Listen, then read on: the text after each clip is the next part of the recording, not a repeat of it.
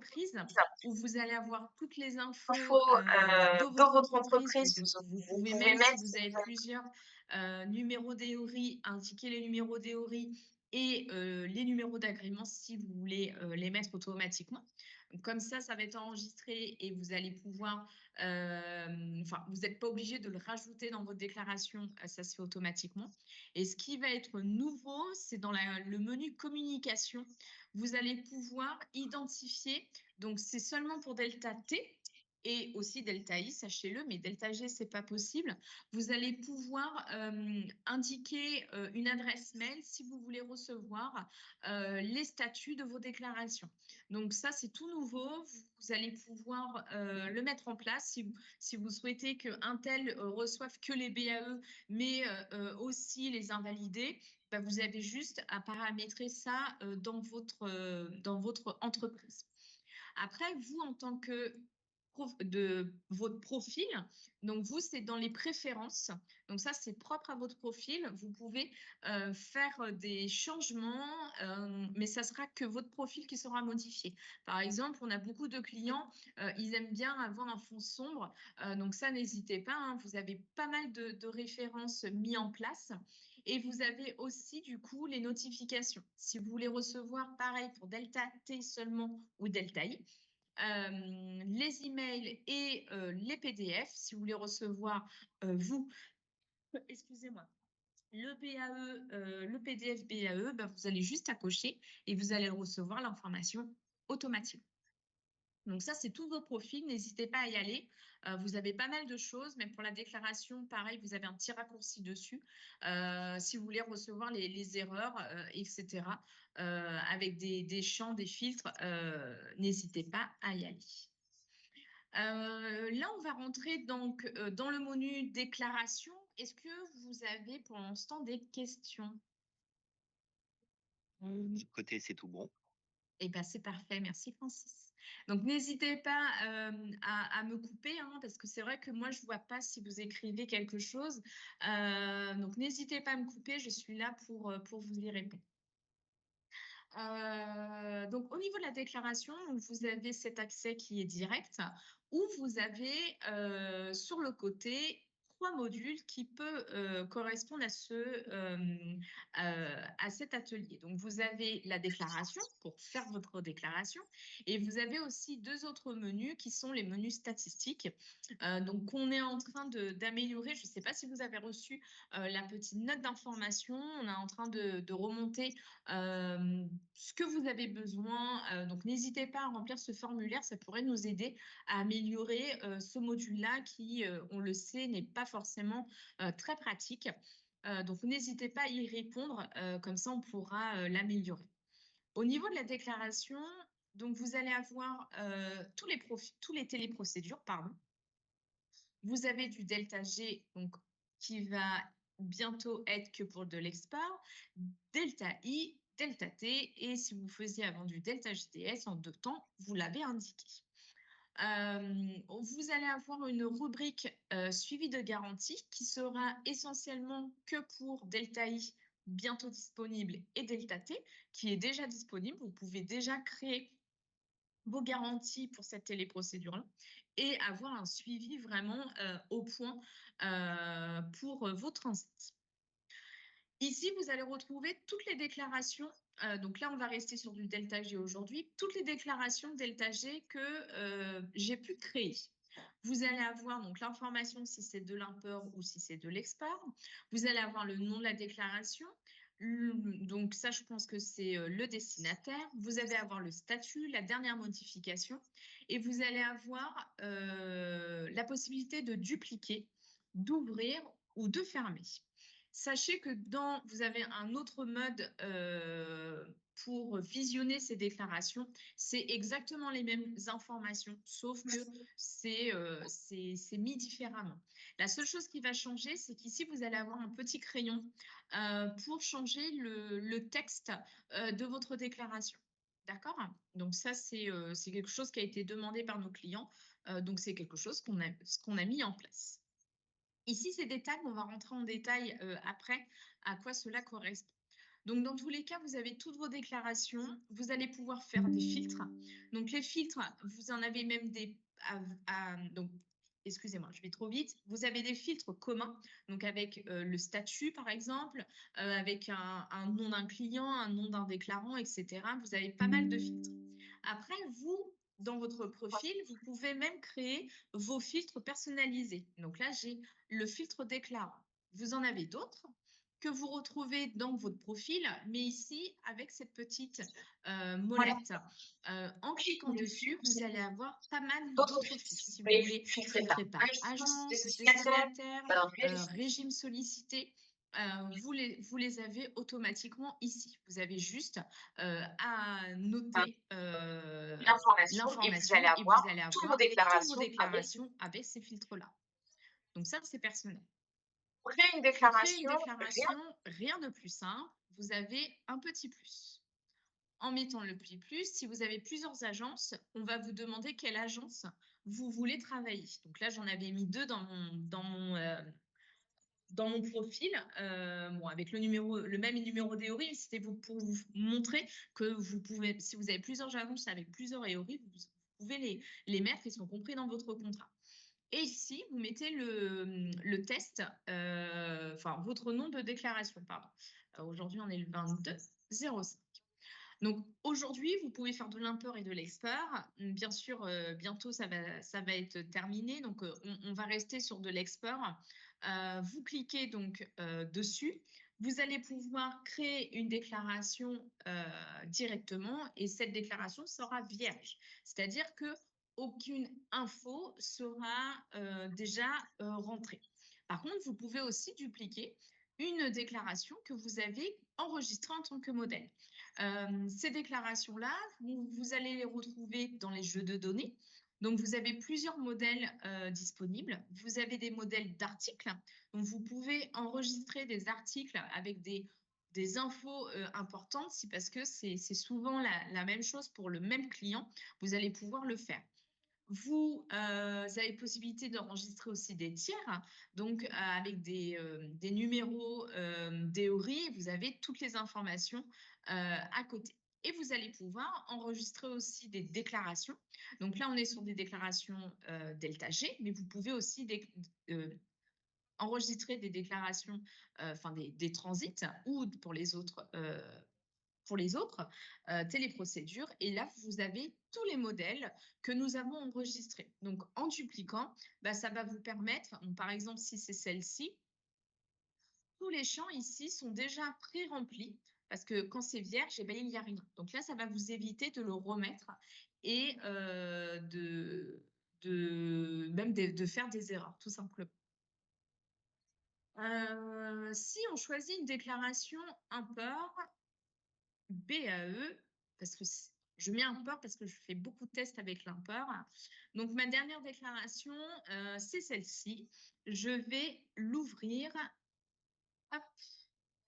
Et on va rentrer dedans pour que je vous montre comment se présente Delta G. Donc, Delta G, vous avez une page avec toutes les informations nécessaires que vous avez remplies par rapport à votre marchandise. Vous allez avoir tout en haut les événements avec les erreurs. S'il y en a, vous avez juste à cliquer dessus et vous allez avoir les erreurs qu'on vous indique. Vous allez avoir aussi la liquidation, bien sûr, qui est très importante à l'import. Et vous allez avoir le BAE. Dès le BAE validé, vous allez le retrouver dans le menu documents. Ici, vous avez votre BAE avec votre document. Vous avez possibilité, bien sûr, de stocker aussi tous les autres documents qui vous ont permis à faire votre déclaration. Donc, ça va être de l'archivage électronique gratuitement dans notre outil. Donc, vous avez juste à ajouter un document, à aller chercher via votre ordinateur ou un glisser-coller, je ne sais plus trop comment on appelle ça, mais vous avez la possibilité aussi de le faire. Donc ça va vous permettre de stocker tous les documents et le partager bien sûr à tous vos collègues ou en cas de contrôle de les ressortir très rapidement. Tout à l'heure, je vous parlais de tag. Les tags vont être un peu le Post-it post-it virtuel, virtuel de Delta G. de On le va mettre en essayer de le place mettre en aussi place pour Delta aussi T. pour Delta T et Delta I. Pour l'instant, ce n'est que dans Delta G. Vous avez des tags entreprises et des tags personnels. En fait, ça va être des mémos que vous allez devoir intégrer dans vos déclarations que vous souhaitez pour éviter les erreurs ou pour mieux vous organiser. Donc, vous en avez plusieurs. Vous pouvez mettre des tags avec des infos simples, mais vous pouvez mettre aussi à double information avec le prénom. Il y a une question? Non, c'est bon. Alors, je continue. Donc, pour faire simple, vous avez donc des tags entreprises qui sont partagés à toutes les équipes qui ont outil d'outils ou des tags personnels parce que pareil, vous aimez bien vous organiser et vous voulez créer un tag que pour vous parce que bah, lundi, tiens, il ne faut pas que j'oublie ça, ça, ça. Bah, vous pouvez vous créer un tag. Donc, par exemple, à valider. Donc, vous avez une information. Vous pouvez mettre deux informations en mettant deux petits points et on va marquer vendredi, par exemple. Vous choisissez la couleur, donc là, vous en avez pas mal, hein, et vous ajoutez. Donc là, c'est un tag personnel que vous avez fait et que vous allez retrouver dans la liste ici. Et là, il est précisé que c'est un tag personnel. Et là, un tag entreprise. Vous pouvez mettre autant de tags que vous souhaitez sur une déclaration. Et en fait, par exemple, le lundi, enfin vendredi, eh ben, j'arrive, je vais avoir à valider vendredi toutes les déclarations où j'ai stocké ce tag-là. Même quand le tag est BAE, vous allez pouvoir mettre aussi ce tag-là. Ça peut vous permettre, par exemple, pour celle-ci, j'avais un contrôle douane. Donc, même après les BAE, vous pouvez rajouter des documents ou des tags qui vous sont propres et qui peuvent vous aider à mieux travailler, tout simplement. Après, ensuite, au niveau de la déclaration, alors je vais venir sur celle-ci parce que celle-ci, elle est déjà BE. Vous avez vu, on peut travailler sur plusieurs déclarations en même temps. Vous allez avoir donc tous les champs que vous connaissez. Donc, on ne va pas revenir sur ce qui est un représentant, un identifiant, etc. Juste que nous, si vous avez une moindre erreur, on va vous l'indiquer ici. De toute façon, vous ne pourrez pas valider votre déclaration, mais nous, ça va nous dire, avant de la valider, vous serez en erreur. Donc, n'hésitez pas à y aller. Et comme je vous ai dit tout à l'heure, vous allez pouvoir hop, vérifier l'information en cochant ici et en disant que cette théorie est valide. D'accord? Vous allez pouvoir avoir aussi des champs, comme vous voyez le petit i, c'est qu'il y a une table de référence. Donc là, c'est le pays. Si vous ne connaissez plus le code pays, vous pouvez marquer aussi le pays directement et on va vous indiquer l'information qui est bonne. Pareil pour les bureaux de douane. Les bureaux de douane qui sont ici, Donc, si un vous bureau de travaillez avec douane un bureau de sur douane Roissy, par sur exemple, Roissy, par il y en a exemple, et il y en a beaucoup, et ben vous avez dit, juste et à vous mettre allez avoir Roissy et vous allez tous les avoir bureaux de douane tous les qui bureaux de sont douane qui sont rattachés à Roissy. Vous le retrouvez aussi dans le lexique, tout simplement. Donc, vous allez avoir les incoterms. En dépliant, vous allez avoir toutes les infos que vous connaissez déjà, la devise, les frais. Vous allez avoir les articles. Alors, celui-là, je n'ai pas d'article. C'est normal, il est juste dupliqué. Donc là, ici, j'ai deux articles donc qui est déjà BAE.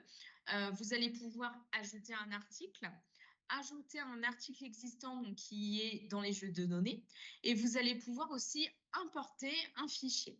C'est-à-dire que si vous avez un fichier Excel, par exemple, ou CSV, je crois que n'importe quel format fonctionne, vous allez pouvoir implémenter l'outil grâce à toutes les informations que vous avez sur ce fichier. Si, admettons, vous avez un trafic avec 50, 40 pauses, il va falloir le faire manuellement. Et ben nous, avec ce fichier-là, vous allez pouvoir implémenter l'outil en mettant au moins le code nomenclature et la désignation. Et vous allez pouvoir aussi ajouter toutes ces informations-là. S'ils sont déjà dans ce fichier-là, et ben, les cases vont s'enregistrer automatiquement. Donc, ça va être un gain de temps directement dans l'outil. Et pareil, je crois que alors vous pouvez dupliquer et quand il y a deux articles qui est identique avec le pays d'origine identique, vous allez pouvoir aussi les fusionner. Donc ça, c'est tout à fait possible. Ah oui, ma douane, elle est... je sais pas si ça va marcher. Ma douane, elle est déjà BAE. Ouais, je peux pas, mais voilà, sachez que vous pouvez aussi fusionner les articles qui sont identiques. Si vous travaillez avec un S1, par exemple, ou un PCS, vous allez avoir les informations ici avec le numéro de conteneur. Il y a des clients qui sont S1?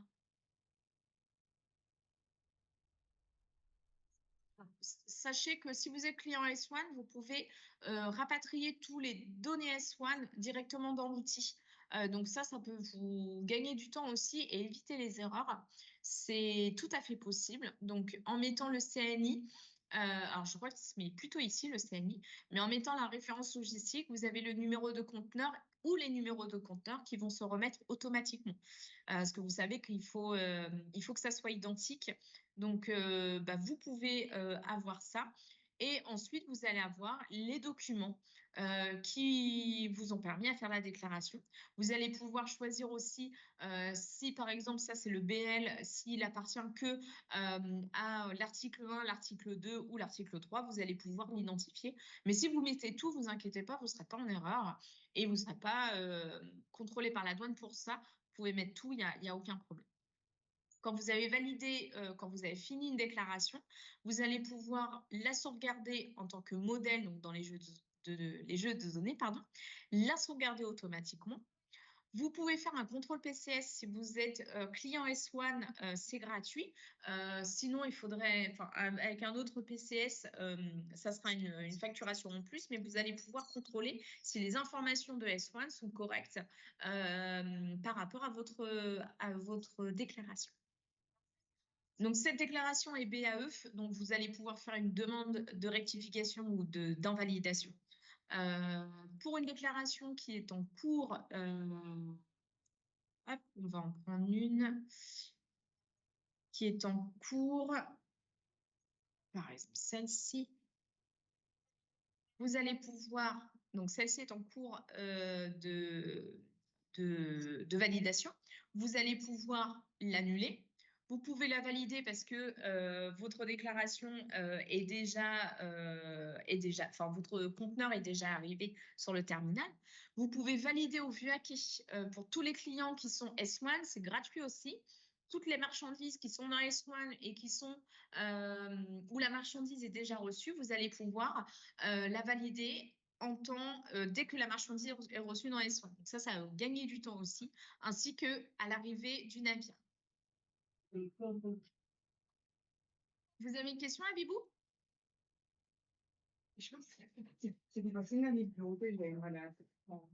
Alors, je ne sais pas si c'est une question, mais je vous entends pas très bien.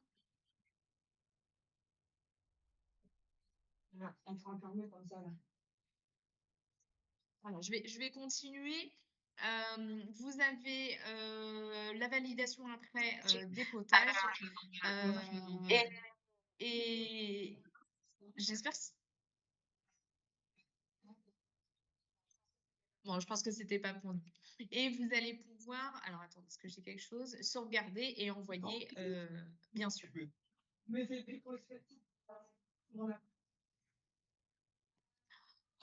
Au niveau de Delta G, alors je ne vais pas forcément dans le détail parce que c'est des mots collectifs, vous voyez, ça fait déjà 30 minutes. On essaie vraiment de vous montrer un peu comment ça fonctionne, mais s'il y a besoin d'un accompagnement ou plus de 30 minutes, n'hésitez pas à me rappeler juste après et on pourra continuer cette démo. Au niveau de Delta T, c'est un autre formulaire.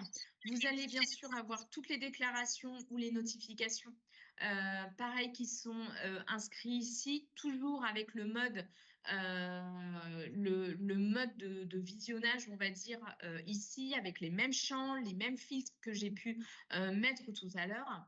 Par exemple, Si celle-ci, je veux l'ouvrir, vous allez avoir un champ qui est complètement différent. Et pour Delta I, ça sera un peu le même fichier, le même formulaire. Donc, vous allez avoir deux types de pages. Vous allez avoir un menu où vous allez avoir toutes les infos qu'il faudra émettre dans ce formulaire. Et le formulaire, vous avez juste à le descendre et vous allez avoir tout ce qu'il faut avec un suivi qui est sur le côté. Là, ce qui va être bien, c'est que si vous voulez, par exemple, aller dans les articles, vous allez cliquer dans Articles et vous allez aller dans le menu qui correspond aux articles. Donc ça, c'est une chose. Vous allez avoir les événements qui sont mis ici. Donc là, j'ai une création. Donc c'est moi qui l'avais créé le 17 et j'ai fait une modification le 29. Donc tout est suivi. Et j'ai les documents que vous pouvez aussi intégrer. Quand il y a un BAE, il sera indiqué aussi ici. Tout sera indiqué ici. Au niveau du transit, ce qui va être nouveau et ce qu'on va mettre aussi dans Delta I, c'est que vous allez pouvoir, quand vous mettez un document dans Votre déclaration, déclaration, vous allez pouvoir le scanner et enregistrer informations qui toutes les sont informations dans qui sont l'article. dans C'est-à-dire l'article. que là, C'est-à-dire que là, j'ai mis une packing list toute classique avec 10 articles. J'ai pu faire une extraction de cet OCR. Donc, l'OCR, c'est pour visionner et implémenter toutes les informations du document dans la déclaration. Vous allez pouvoir injecter les données. Là, je l'ai déjà fait. C'est un test sur l'OCR. Donc, je vais pas forcément vous le montrer en détail. Mais là, vous voyez, c'était marqué OK. Et bah, dans ma packing list, tous du coup, j'en avais un peu plus. Ah bah oui, je l'ai fait en deux fois. Donc là, j'en ai 20. Mais toutes la packing list, c'est intégré directement dans mon outil. Donc là, ça va vous gagner du temps. Encore une fois, on essaye d'améliorer le système.